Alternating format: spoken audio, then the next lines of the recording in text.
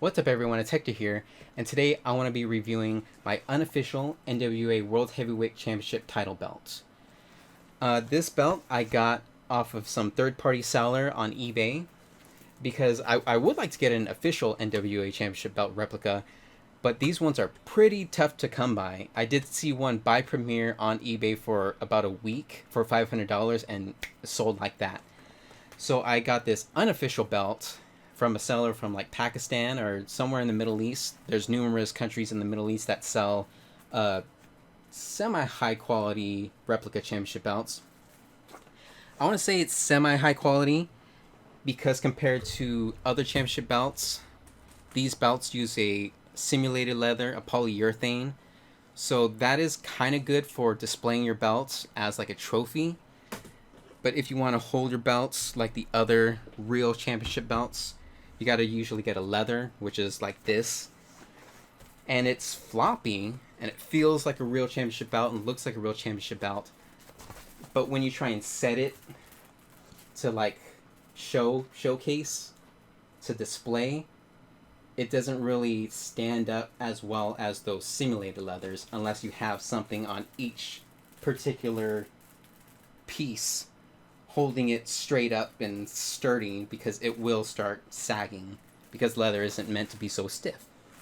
And then on the back of the official championship belt replicas, you can actually see all the screws holding the plates onto the belts. But on the unofficial championship belts, there's another piece of leather over the screws that makes the belt look even more like the actual thing that you usually see on TV. And then when it comes to the thickness of the plates, the unofficial championship belts are usually pretty thick, while the official championship belts can vary in size. The older ones from the Figures Toy Co. usually have about 2mm plates, and then the etching and everything isn't that thick since the entire plate is pretty thin. But the newer championship belts from the WWE shop, they're usually 4, 6, even 7mm thick, so they're much better thick quality compared to the old belts. But then they both say that they're a zinc alloy metal, but then just listen to the difference. This is the unofficial belt, and this is the official belt. So supposedly they're the same metal, although it's an alloy, so we don't know how much of another metal is mixed into it.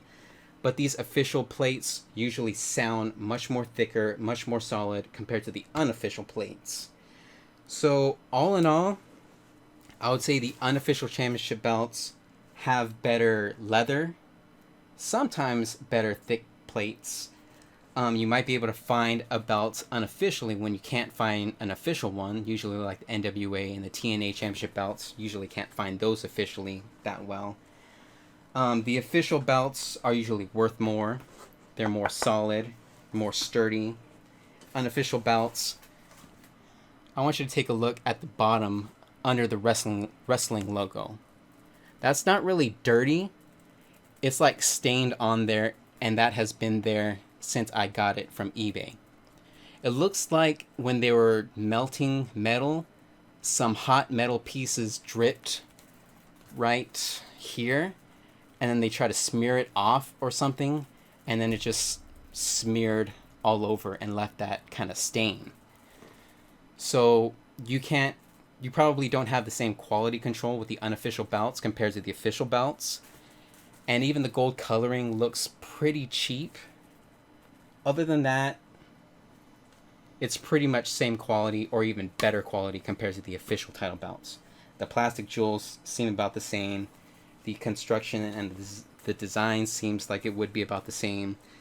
Although this flag on Canada, it has changed throughout the years for the NWA Championship. They even had the more official or more recent Canadian flag that's just all red with the red and white and the maple leaf. But most people liked this particular design of the NWA Championship belt, so they pretty much kept this particular design. That's pretty much it for this championship belt replica, but I want to talk a little bit about the history. So NWA, National Wrestling Alliance, was pretty big in like the 60s and the 70s, but by the end of the 80s, it wasn't really taking off. And so it was purchased by Jim Crockett Promotions and Ted Turner, and it was renamed World Championship Wrestling, WCW. And they were pretty much together until 92 or 93. And then the NWA went with Eastern Championship Wrestling, ECW, which ended up becoming Extreme Championship Wrestling. And that ended up happening around 1994. So after NWA split with WCW and went with ECW, then it split from ECW. I'm not too sure what it did between like 94 and 2002. I didn't look too much into it. But in 2002, I know NWA came back and formed NWA TNA, which was Total Nonstop Action, when Jeff Jarrett and Dixie Carter purchased NWA. And they were together with TNA for, I want to say about 5 years, until NWA split off again and went off on its own thing, and TNA did its own thing, which ended up switching to Impact Wrestling, I believe, something like that.